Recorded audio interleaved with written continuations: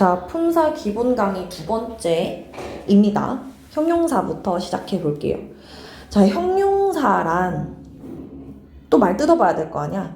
형용사란 일단 형용이라는 말이 뭐냐면 생김새나 모습을 설명한다는 소리예요. 말로 형용할 수가 없다. 말로 설명할 수가 없다는 소리잖아. 그죠? 그래서 뭔가 생김새나 모습을 설명하는 그런 말을 형용사라고 할 텐데요. 영어에서는 어떻게 정의 내리냐? 명사를 수식하거나 설명하는 말. 뭐를? 명사를 수식하거나 설명하는 말이라고 정의를 내릴 겁니다. 그럼 도대체 수식한다는 게 뭐고 설명한다는 게 뭔지도 뜯어볼게요. 자, 일단 수식한다는 게 무슨 말이냐? 수식한다는 건 우리가 문법책에서 이렇게 멋들어진 표현으로 쓰는데 이딴 용어 몰라도 돼요. 우린 지금 용어를 해체해서 내가 앞으로 문법 수업 들을 때 편하게 알아들으려고 이 수업 듣는 거지 이 용어를 능수능란하게 쓰려고 이렇게 공부하는 게 아니거든요. 그런 건 선생님만 알면 돼요. 수식하는 형용사는 명사의 앞에서 수식하는 상황, 명사의 앞에서 명사를 수식하는 상황. 그 형용사, 수식하는 형용사라고 부를 거예요. 우리가 평상시에 보는 형용사들, a beautiful flower, as a beautiful 이라는 형용사, 아름다운 이란 뜻이죠. 이 beautiful 이라는 형용사가 뒤에 나온 flower 이라는 명사, flower 명사 맞죠? 꽃을 가리키는 이름이니까 그 명사를 수식하는 그런 상황을 우리가 명사를 형용사가 수식한다라고 이야기합니다. 두 번째, 그럼 설명하는 건 무슨 말이냐? 밑에 적어주세요. 나중에 문장 성분 관련한 영상 강의도 선생님 올리게 될 예정인데 보어 기능을 옆에 나와 있네. 그래도 적어. 보어라고 적어줄게요. 오른쪽 볼게요. 설명하는 형용사는 문장 내에서 보어 역할을 수행하며 명사 성분을 설명함이라고 나와요. 그럼 보어가 뭔데요? 그럴 거 아니야? 보어가 이거예요. 명사 성분을 보충 설명해주는 말을 보어라 그래요. 그럼 명사 성분은 뭔데요? 주어나 목적어를 우리는 명사 성분이라고 합니다. 명사가 올 수 있는 자리를 가리켜요. 여기서 조금만 딴 길로 세자면 우리가 지금 배우고 있는 파트는 무슨 사라고 끝나는 단어의 분류를 우리가 지금 배우고 있잖아요. 근데 이거를 다 끝내고 나면 배우게 될 게 무슨 어라고 끝난 애들을 배우게 될 텐데 무슨 어는 문장 성분을 가리키며 그 단어가 올 자리의 이름을 가리켜요. 헷갈리지 마시라고. 내가 예를 들어서 야 여기에 올 문장 성분은 뭐야? 그런 말 잘 안 하지. 이 자리가 무슨 자리야? 이렇게 물어본다면 뭐 목적어요, 보어요 이렇게 대답하셔야 되겠고 이 자리에 들어갈 품사가 뭐야? 라고 물어보면 무슨 사요, 명사요, 형용사요 이렇게 대답하셔야 돼요. 더 직관적으로 이해를 돕자면 무슨 사라고 끝나는 아이들은 마치 레고 블럭 하나하나들을 가리켜요. 레고 블럭들을 가리키고 우리가 레고 조립을 시작할 때 일단은 뭐 모양에 따라서든 아니면 그게 조립이 될 위치에 따라서든 분류를 하고 조립을 시작하잖아요. 그 분류하는 작업을 하는 게 지금 하는 품사 구분이고요. 그 다음에 이제 조립을 해야 할 텐데 그 설명서를 볼 때 요 네모판 위에 이걸 꽂으세요 라고 하는 요 자리 있죠? 이 자리의 명칭을 우리 무슨 어라고 부르는 거라고 생각하시면 돼요. 그러니까 무슨 어라고 우리가 일컫는 게 조금 더 큰 단위이고 조금 더 복합적인 단위라고 생각하시면 되겠습니다. 자, 그래서 어쨌든 설명한다라는 건 보어 역할을 수행해서 명사 성분을 설명하는 걸 가리키는데 이렇게만 설명하면 힘들잖아. 예시 한번 볼게요. 첫 번째 문장 보시면 The flowers are beautiful. 지금 요 위에 있는 요 예문과 요 예문은 같은 단어들을 쓰고 있어요. flower 이란 단어를 쓰고 있고 beautiful 이란 단어를 쓰고 있어.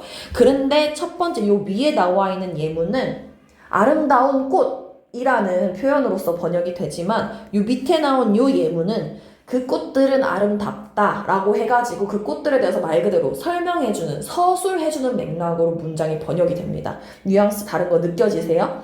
얘는 문장이 일단 구성되지도 않았을 뿐더러 그냥 아름다운 꽃이라는 말을 하고 싶은데 그냥 아름답다고 덧붙여주는 느낌이라면 두 번째 예문 같은 경우는 그 꽃들은 아름답다고 말 그대로 그 꽃들의 아름다운 속성을 설명해주는 맥락이라고 이해해 주시면 되겠습니다. 두 번째 이 예문 같은 경우는 You make me happy 해가지고 You make me happy 이렇게 문장 성분 구분이 되는데요. 이거 지금 이해 안 되시는 분들은 잠깐 제끼시고 여기서 요 happy라는 표현은 죄송합니다. happy라는 표현은 누군가를 수식해주는 상황은 아닌데 누군가를 설명해주고 있어요. 누굴 설명해주고 있어? 내 기분을 설명해주고 있어. 내가 행복해. 그죠? 네가 나를 행복하게 만들어. 그럼 행복해진 건 누구야? 나야, 미야. 요 미에 대해서 뭐 해주고 있는 거야? 설명, 보충 설명해주고 있는 거예요. 요런 식으로 쓰이는 형용사를 보어로 쓰인 형용사, 설명하는 형용사라고 우리가 일컬을 수 있겠습니다. 명확히 구분이 돼요. 수식하는 형용사 말 그대로 명사를 꾸며주기 때문에 있어도 그만, 없어도 그만. 여기서 지금 beautiful flower에서 beautiful 없어도 꽃이라는 게 변하진 않잖아요. 근데 그에 반해서 설명해주는 형용사 같은 경우는 이 표현이 사라졌을 때 그 설명의 중대한 부분이 빠지게 되어서 생략할 수가 없어져요. 이상해져요. 그 문장 자체가. 봐봐. The flowers are. 이 문장 완전합니까? 뭔 말인지 전달이 돼요? 안 된단 말이야. beautiful이라는 이 설명해주는 형용사가 있어야지만 온전해지고요. 두 번째 문장 같은 경우도 you make me. 이 문장 온전합니까?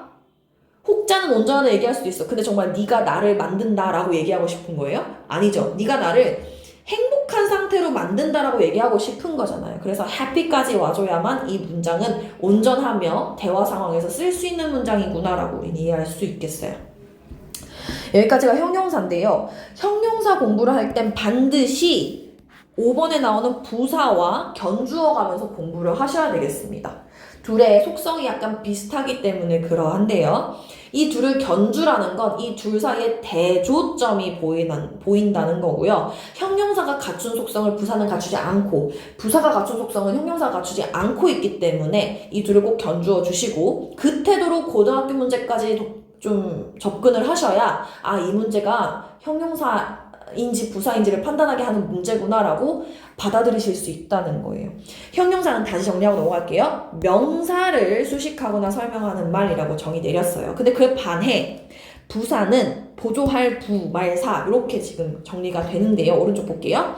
선생님 뭐라고 적어놨냐면 명사 빼고 다 수식하는 말이라고 정의 내려놨습니다. 우리가 형용사는 명사와 관련된 표현이라고 지금 배웠잖아요. 명사를 수식하거나 명사를 설명한다고. 근데 부사는 뭐야? 명사 빼고 다 건드린다는 소리예요. 그럼 명사 주변에 부사가 있을 수 있겠냐고. 없겠다고요. 그런 문제를 근데 낸다고요. 뭔 말인지 이해되십니까? 꼭 형용사는 명사랑 친하고 명사를 꾸며주거나 명사에 대해서 설명을 해주거나 하는 게 가능하지만 부사는 명사를 꾸미거나 명사를 설명해주는 게 불가능하구나 라고 이해를 해주시면 되겠습니다. 근데 자꾸 헷갈리는 이유가 형용사든 부사든 여러분들이 자꾸 야 형용사가 뭐야? 이렇게 물어보면 꾸며주는 말이에요. 그럼 부사는 뭔데? 꾸며주는 말이에요. 이래버리니까 둘을 헷갈린다는 거야. 명확하게 누구는 누구를 꾸며주고 누구는 누구를 꾸며주는지 정확하게 우리가 이해하실 필요가 있고 다시 한번 상기시킬게요. 형용사는 명사를 수식하는 거고요. 부사는 명사가 아닌 놈들을 수식하는 거다라고 꼭 구분 지어주시길 바랍니다. 그 명사 빼고 다에 해당하는 게 뭐냐면 우리 뭐 주로 문법책에는 이렇게 나와 있죠. 동사, 형용사, 부사, 자기 자신, 문장 전체 이 네 가지를 수식한다라고 나오는데요. 그 외에도 여러 가지 것들을 수식하기 때문에 명사 빼고 다 수식한다라고 우리 이해하시면 되겠습니다. 이 부분 너무너무 중요하니까 선생님 막 느낌표 4개 써가지고 지금 강조한 거 보이실 테고요. 부사 쓰고 있는 상황 볼게요. 첫 번째 예문 보시면 She sang loudly. sing은 뭐예요? sing의 과거형이죠. sing은 뭔데? 노래 부르다라는 뜻이죠? sing의 과거형 sang. 그녀가 노래 불렀다. loudly 하면 뜻이 뭐예요? 소리 크게 라고 해석이 되고 이 노래 불렀다라는 이 동작에 대해서 수식해주고 있는 게 느껴집니다. 그리고 두 번째 예문 보시면 I always love you. I love you 라고 해도 되는데 I always love you 라고나 하면 나 너를 항상 사랑해 하면서 이 사랑한다라는 이 동작에 대해서 얘도 또 이렇게 빈도를 강조해주고 있는 부사로서 쓰이고 있구나 라고 생각하시면 되겠어요. 근데 우리가 보통 이렇게 접근을 하죠. 첫 번째, 우리가 부사를 접근하는 방식. 우리는 한국인이다 보니까 영어를 한국어로 번역해서 이해한단 말이야. 그래서 마치 한국어에서의 분류처럼 뭐뭐 하게라고 해석되면 그걸 다 부사로 치환하는 경우를 우리가 많이 마주하게 돼요. 물론 그렇게 거의 돼요. 그렇게 1대1 치환이 됩니다. 근데 안 되는 경우도 있으니까 선생님이 수업 시간에 그 부분을 강조하면 꼭 머릿속에 넣어주시길 바랄게요. 그리고 두 번째, ly가 붙으면 부사야 라고 보통 생각하시는데요. 그에 따른 설명 좀 해볼게요. 무슨 ly가 붙은 표현을 부사라고 생각하기 쉽사인데요. 형용사에 ly가 붙어야 그걸 부사라고 우리가 말할 수가 있겠고요. 그 외에 명사 또는 전치사에 ly가 붙으면 형용사가 되기 때문에 ly 보면 그냥 무슨 무조건 반사처럼 부사 이러지 마시고 어떤 표현 뒤에 ly가 붙었는지 꼭 분석해보시는 자세가 필요합니다. 이를테면 이런 거 있어요. 형용사 ly 붙는 거 지금 보시다시피 loud 소리 큰이라는 형용사거든요. 거기에 ly 붙으면 이건 부사로서 소리 크게라고 해석이 돼요. 또 뭐 있어? 뭐 있을까? 왜 하려니까 기억이 안 나지? 뭐 beautifully 할게요. beautifully도 beautiful 이 형용사잖아요. 아름다운. 거기다가 ly를 붙이면 아름답게라고 해석이 됩니다. 한국어를 못 쓰네. 아름답게.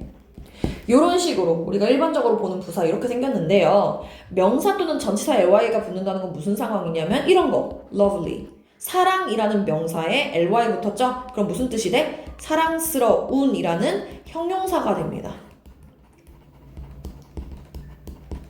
사랑스러운 뒤에 뭐가 어울려? 뒤에 명사가 와야 되죠. 사랑스러운 너, 사랑스러운 소년 이런 식으로 뒤에 명사가 와야 되잖아요. 형용사라는 거 아실 수 있고요. friendly도 마찬가지예요.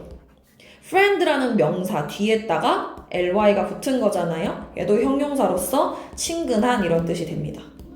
또 있어. daily, monthly, yearly 이런 표현들 있죠. daily도 뭐예요? day에다가 ly 붙인 거잖아요. 일간이라고 형용사가 되죠. 그리고 전치사 ly 붙는 건 뭔데요? 이거 하나만 기억하셔도 돼. like에다가 ly 붙이는 거 있죠. likely. likely는 형용사로 그럴듯한 이란 뜻이 됩니다. like가 전치사로 쓰였을 때는 뭐뭐 같은 이란 뜻이잖아요. 거기다가 ly 붙으면 형용사가 된다고요. 아시겠죠? 자, 근데 여기서 선생님이 음산한 표현 하나 하겠습니다. 여기까지가 주요 품사다. 그럼 무슨 말이야? 아직 품사 끝나지 않았는데 여기서 한번 구분선을 지어달라는 거예요. 지금까지 배운 품사가 뭐냐면 명사, 대명사, 동사, 형용사, 부사거든요. 요 5가지를 주요 품사라 하겠고 선생님이 주요 품사 중에서 뭐 어쩌고 이러면은 명형, 부, 동 중에 생각해야 되겠다라고 생각하시면 돼요. 근데 얘네들이 왜 주요 품사냐면 의미가 여기에 담겨있기 때문입니다. 우리가 만약에 갑자기 막 영미권에 뚝 떨어져. 우리가 회화가 안 되는 상황에도 뚝 떨어져. 그럼 여기 위에 있는 5가지 품사로 다 대화 가능해요. 솔직히 말해서. Here, here, there, there. It's me, it's me. 이 정도로 가능하다고요. 근데 지금 선생님이 쓴 품사가 위에 있는 주요 품사밖에 없어요. 그런 느낌이라 생각하시면 돼요. 그럼 요 밑에 있는 품사들은 왜 배워야 되냐? 우리 그 정도 영어 하려고 지금 영어 배우고 있는 거 아니잖아요. 스탠더드 잉글리시를 배워서 오늘 교양 있는 영어를 쓰고 싶어서 지금 영어를 배우는 거잖아. 그 교양 있는 영어를 쓰기 위해선 아랫부분에 있는 기능적인 품사에 대해서도 마스터를 해주셔야 되겠습니다. 아래에 지금 3개 남아있어요. 힘들지만 좀만 참아보세요. 아래에 있는 애들은 의미보다는 뭐가 더 중요해? 기능적인 부분이 더 중요하다라고 나와 있습니다. 6번 볼게요. 전치사. 맨날 나오는 전치사. 품사가 헷갈릴 때마다 우린 뭐 해야 되냐면 무슨 뜻인지 파헤쳐 봐야 돼. 전치사의 전자는 앞 전자고요. 치자는 둘치, 위치하다 할 때 치자고요. 그리고 사는 말사예요. 다시 말하면 무언가의 앞에 위치한다 이런 뜻인데 그 무언가가 뭐냐면 명사예요. 명사의 앞에 위치하는 짧은 단어에 해당하는 걸 우린 전치사라고 할 거고요. 여기 지금 학습지 참조라고 나와 있는데 이 강의 듣게 하는 모든 학생들에게 관련 학습지 다 배부할 겁니다. 꼭 보면서 이런 게 전치사였지 하면서 상기시키면 될 거예요. 그 단어들 중에 모르는 단어가 있으면 암기하시면 되고 알고 있던 단어인데 이걸 전치사라고 분류하는구나 라고 깨닫게 되신 분들이 있다면 꼭 복습하셔야 되겠죠. 그리고 그럼 이런 모양이 항상 성립된다는 겁니다. 전치사가 있으면 그 뒤엔 반드시 명사가 온다는 소리예요. 명사의 앞에 위치하는 게 전치사이기 때문에. 그럼 이 명사가 꼭 달려있는 명사잖아요. 이 명사의 명칭은 우리는 7글자 전치사의 목적어라고 일컫습니다. 그래서 대표적인 거 뭐 이렇게 생겼어요. 뭐 at the zoo 뭐 이런 거 있잖아요. in 어디 할까? in the hospital 이런 거. 이게 우리가 보는 전치사의 쓰임인데요. 그럼 전치사는 단독으로 안 쓰이겠네? 웬만하면 뒤에 명사를 데리고 다니겠네? 근데 내가 아까 뭐라 그랬냐면, 아까 첫 번째 1강에서 뭐라 그랬냐면, 단어가 2개 이상인데 하나의 표현으로 쓰이면 구라고 부르기로 했어요. 그럼 전치사는 항상 구의 모양으로 돌아다니겠네? 혼자서 쓰이면 단어지만 단어가 2개 이상이면 그걸 우리는 구라고 부르기로 했으니까. 근데 그거를 전치사가 끌고 다니니까 이런 구를 뭐라고 부르면 돼? 전치사구라고 부르면 되겠네 라고 생각하시면 됩니다. 선생님 앞으로 전치사구 정말 많이 할 거예요. 많이 들어보셨죠? 근데 그 전치사구라는 말이 별다른 게 아니고 전치사라는 말의 뜻을 살펴보니 명사의 앞에 위치하는 단어란 뜻이고, 다시 말하면 명사랑 꼭 팔짱 끼고 다닌다는 소리고, 다시 말하면 최소 2단어 이상이 같이 다닌다는 소리이기 때문에 인마의 모양을 우리는 2단어 이상의 하나의 표현으로 쓰이는 걸 구라고 부르기로 했고, 그걸 전치사가 이끄니까 전치사구라고 부르겠다라고 정의한 것 뿐이에요. 진 선생님 말 빨랐으면 다시 한번 리와인드 해서 들어. 너무 중요해요. 전치사는 혼자 다니는 게 아니라 뒤따르는 명사와 같이 다니기 때문에 이 뒤따르는 명사랑 같이 묶어서 전치사구라고 부르겠다. 근데 이 전치사구를 그래서 어디서 쓰는데요? 얘네들은 역할이 주로 무슨 역할이냐면 주요 품사에서의 형용사 또는 주요 품사에서의 부사 역할을 수행합니다. 이 전치사구가 뭉쳐서 명사랑 같이 뭉쳐서 쓰이는 쓰임새가 이 2가지 쓰임새를 가진다고요. 전치사 단독으로는 명사랑 같이 다녀야지만 유의미한 의미가 생기고, 그 의미가 생긴 다음에서의 용도는 형용사적인, 다시 말하면 명사를 수식하거나 설명하는 역할 또는 부사적인 역할, 명사를 제외한 나머지를 수식하는 그런 역할을 수행하게 되겠습니다. 그 다음 7번 접속사. 잠시만요. 접속사는 뭐냐? 접속 이거 아니고 이을, 접, 이을, 속의 의미를 가집니다. 이을, 접, 이을, 속. 있는 말 이런 뜻이 있는 말, 이어주는 말. 근데 원래 찐 정의는 뭐냐면 절과 절을 이어주는 말을 우리는 접속사라고 정의 내렸어요. 원래는 절과 절을 이어야 됩니다. 근데 우리 생각해보시면 꼭 절과 절을 잇는 건 아니죠. 그게 왜 그런 거냐면 이런 거예요. 예를 들면 1번 이런 절이 있었습니다. I like cats. 요런 절이 있었고요. 두 번째, I like dogs. 요런 절이 있었습니다. 얘를 잇겠습니다. and로 잇겠죠, 기본적으로. 그럼 I like cats and I like dogs라고 이을 거 아닙니까? 요렇게 해서 요렇게 뒤로 보내면 이어지는 거 아니겠습니까? 이렇게 해도 상관없습니다. 이 문장도 전혀 문제 없어요. 문장은 하나가 되겠죠, 이렇게. 전혀 문제가 없어요. 근데 약간 보기 싫죠? 왜 보기 싫어? 여러 표현이 겹쳐버렸거든. 우리 같은 말 여러 번 하는 거 좋아해요? 절대 안 좋아하죠? 영어라고 다르겠어요? 별반 다르지 않습니다. 그렇기 때문에 겹치는 표현을 없애준 거야, 이렇게. I도 겹치고 like도 겹치니까. 그래서 남는 표현이 이런 표현이 되는 거고요. 이게 우리가 주로 보는 표현이죠. I like cats and dogs. 이런 식으로 많이 보게 됩니다. 자, 그래서 접속사도 2가지로 분류가 되거든요. 이 2가지 분류 한번 볼게요. 어떻게 2가지로 분류가 되냐. 첫 번째, 등위 접속사. 같을 등호 할 때 그 등자 말하는 거예요. 위는 자리 위, 지위 할 때 위자 말하는 겁니다. 같은 지위를 가진 놈들끼리 연결해 주는 말을 우린 등위 접속사라고 하고요. 중학생들은 이 3개만 아셔도 충분해. and, or, but. 각각 뜻 한번 살펴볼게요. and 그리고란 뜻이고, or 또한이란 뜻이고, but은 그러나란 뜻이죠. 이 3가지만 알고 계셔도 되고, 고등학생들 같은 경우는 이 에크로님으로 외워주세요. 하나씩 파헤쳐보면 F는 for, A는 and, N은 nor, B는 but, O는 or, Y는 yet, S는 so, 그리고 세미컬론은 요 여러 가지 등위 접속사들 중에서 맥락에 맞게 아무거나 골라서 쓰렴 이런 느낌. 하나씩 해석해보시면 for는 왜냐하면이라는 뜻으로 쓰이는데 문어체에서만 쓰입니다. 그래서만 보여요. 그리고 and 아실 거고 nor은 둘 다 아니다라는 뜻이고요. but은 그러나라고 아까 얘기했고 or도 아까 얘기했고요. yet도 그러나라는 뜻을 가지고 so는 그래서라는 뜻을 가지는 등위 접속사로서 쓰입니다. 그래서 이런 등위 접속사 같은 경우는 이런 게 있구나 해서 멈추시면 안 되고 아까 봐봐. 이런 상황에서 쓰는 거라 그랬잖아요. 거의 동등한 문장 구조를 가지고 있는 상황에서 붙여주고 겹치는 표현 없애는 상황이 많이 발생한다 그랬잖아. 그렇다 보니까 그 연결되는 두 대상의 문법적 기능이 동등해져요. 이거를 우리는 뭐라고 부르냐면 병렬이라고 불러요.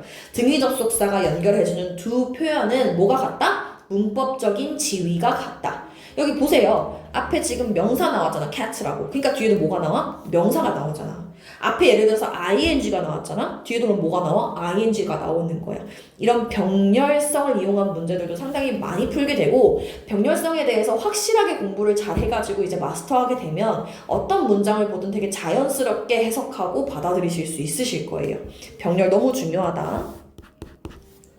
일단 두 번째 접속사는 무엇이냐? 잠시만요. 자, 그에 반해 종속 접속사는 뭐냐면 종속, 어디에 속한다 이런 뜻이잖아요. 따를 종 포함될 속이라는 한자를 쓰고 있고요. 다른 문법적 지위를 가진 절을 붙여주는 말을 종속 접속사라 부르고 종속 접속사가 이끄는 절을 종속절이랍니다. 그럼 어디에 속하는 절을 종속절이라 한다면 그 말을 속하게 하는 주인 되는 절은 우리가 뭐라고 불러? 주절이라 부르겠죠. 종속절은 절대 혼자 다니지 못합니다. 주인 없는 하인이 어딨어? 하인이라 얘기하니까 좀 그러네. 종속절이 하인 같은 개념이거든요. 그럼 반드시 그놈의 주인도 필요하겠죠. 그래서 종속절이 끌고 다니는 절은 주절에 항상 속해 있습니다. 그래서 크게 요렇게 분류돼요. 요렇게 두 가지로 분류가 되어서 위에 5개에 해당하는 걸 우리는 부사절 접속사라고 배우게 될 거고요. 그럼 이게 무슨 말이야? 부사절 접속사의 뜻은 종속되는 절의 품사가 부사구나 이런 뜻이에요. 종속되는 절의 요 품사가 부사구나 이런 뜻이야. 그에 반해 명사절을 이끄는 블라블라 얘네들을 우리는 명사절 접속사라 그럴 거고 그럼 이 명사절 접속사는 뭐야? 이 접속사가 이끄는 절이 종속절인데 명사구나, 품사가 명사구나 라고 이해하시면 돼요. 다시 예를 들면 이런 겁니다. 부사절 접속사로 예문 하나만 들자면 아까 예문 들긴 했는데 예를 들어서 because 뭐 할까? I was too young. I couldn't intervene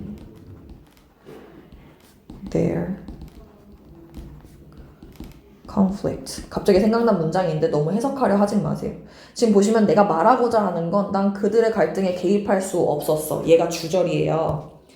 근데 이 문장만 말해도 되지만 이 문장을 좀 더 풍요롭고 풍부하게 그리고 논리 정연하게 만들기 위해서 뭘 갖다 붙여줘야 돼? 원인을 얘기해줘야 되잖아요. 내가 왜 그들의 갈등에 개입할 수 없었냐면 내가 너무 어렸어서. 그럼 요 because라는 종속 접속사로 이끄는 요 절은 전체적으로 종속절이 되면 이 문장이 이 뒤에 나와 있는 I couldn't intervene their conflict라는 요 문장의 원인의 의미를 받아주는 부사의 역할을 수행하죠.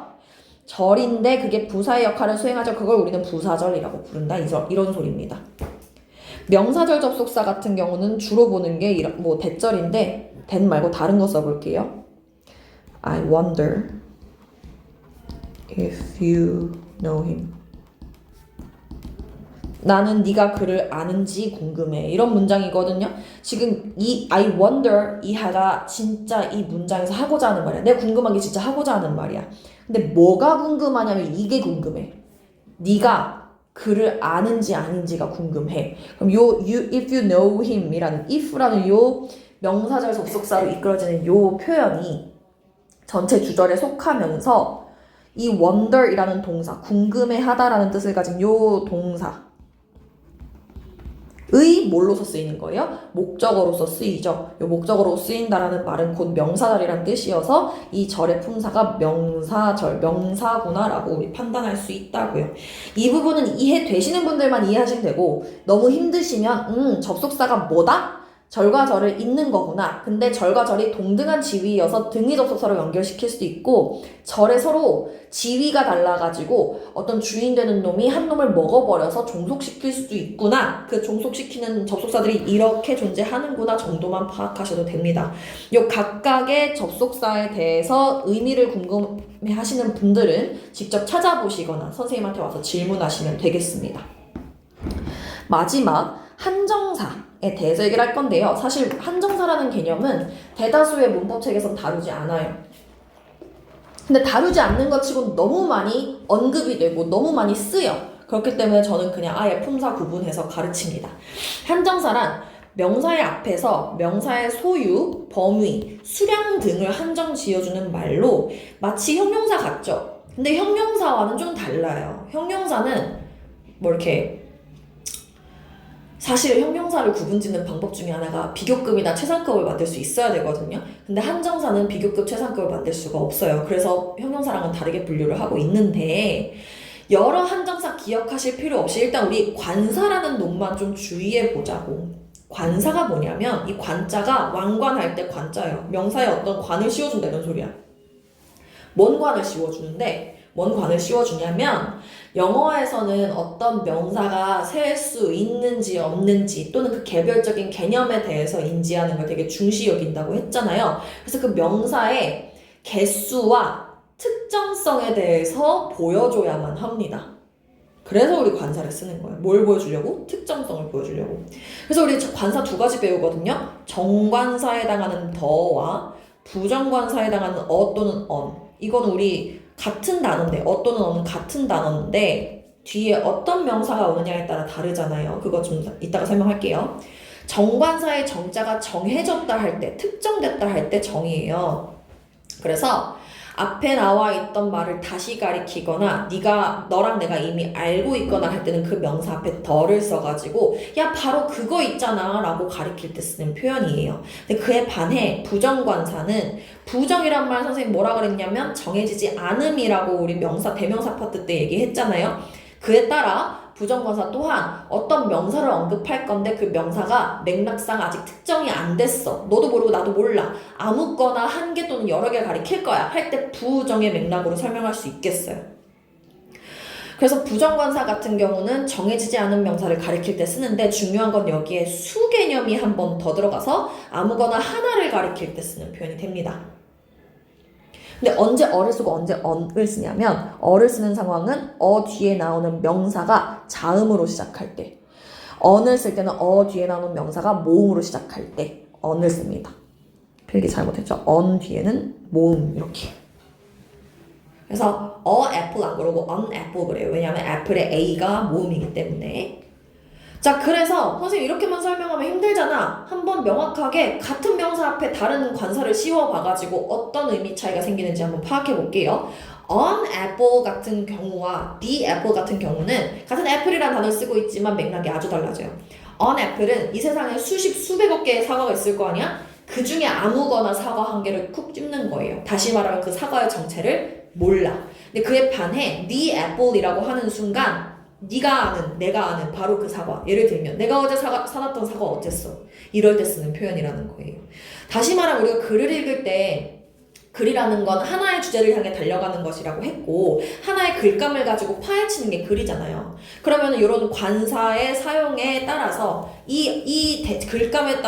글감에 대한 내용을 되게 구체적으로 전개하고 있구나라는 것도 파악할 수 있고 글의 흐름을 파악하는데 아주 중요한 도구가 되기 때문에 관사에 좀 우리 예민해질 필요가 있어요. 근데 우리 관사가 힘들죠. 왜? 한국어엔 관사가 없거든. 그런 점에서 이 관사와 관련된 내용들 한번 이 정의에 입각해서 생각해 보시고 설명이 더 부가적으로 필요하다 생각하시면 선생님한테 따로 와주시면 되겠어요. 하나 표만 그리고 마무리할게요. 애플이란 표현이 나와서 그런데 이 애플은 셀 수 있잖아요. 이 셀 수 있는 명사에 기반해서 우리는 이 명사를 기본적으로 네 가지로서 표현할 수 있습니다. 어떻게 네 가지로 표현할 수 있냐? 정해지지 않은 거, 정해진 거, 이 두 가지를 일단 분류할 수 있겠고 단수인지 복수인지 분류할 수 있겠죠. 이 두 개념이 되게 중요하다 그랬죠. 그래서 정해지지 않은 사과 한 개를 가리킬 때 우리는 on apple이라고 그럴 거고요. 정해진 사과 하나를 가리킬 때 우리는 the apple이라고 할 겁니다. 정해지지 않았는데 사과 여러 개 가리킬 수 있잖아요. 그럴 땐 우리는 apples라고 앞에 관사를 쓰지 않고 그냥 s만 붙여줘요. 근데 여러 개인데 정해져 있어. 내가 어제 사과 여러 개 사왔잖아. 내가 어제 사과 7개 사왔는데 5개만 있고 왜 2개는 어디 갔냐? 이럴 때 쓸 수 있는 표현은 the apples가 될 겁니다. 요 차이 기억하셔서 뭔가 특정성이 생겼을 땐 덜을 붙여줘야 되는구나. 이미 알고 있다라는 전제가 깔리면 덜을 붙여줘야 되겠구나 라는 생각하시고, 그게 아니라 그냥 예를 들어서 나 사과 좋아해 이럴 때는 I like apples 그러거든요. 그 사과가 좋은 게 아니라 그냥 사과 먹는 게 좋은 거잖아요. 그럼 사과를 특정 지을 이유가 없으니 apples라고 언급하는구나 라고 생각하시면 되겠어요. 여기까지가 품사 구분이고요. 이와 관련된 내용은 여기서 사실 이 품사 구분에서 모든 문법사항을 시작해요. 지금 이거 훑어보셔서 알겠지만 막 중학교, 고등학교 내신 과정에서 배우는 여러 가지 개념들이 여기에 함축되어 있음이 느껴집니다. 그리고 선생님이 실제로 수업할 때도 해당 어법을 가르칠 때 해당 어법을 이루고 있는 용어 해체부터 시작하는 것도 여러분도 알고 계실 거고요. 그의 시작이 여기라고 꼭 기억하시고 공부하실 때 꼭 많은 도움 받으셨으면 좋겠어요. 그리고 여러 번 돌려보시면서 지금 이 팔품사에 대한 개념은 아주 뼈에 박힐 수 있도록 하시면 좋겠습니다. 듣느라 수고했어요.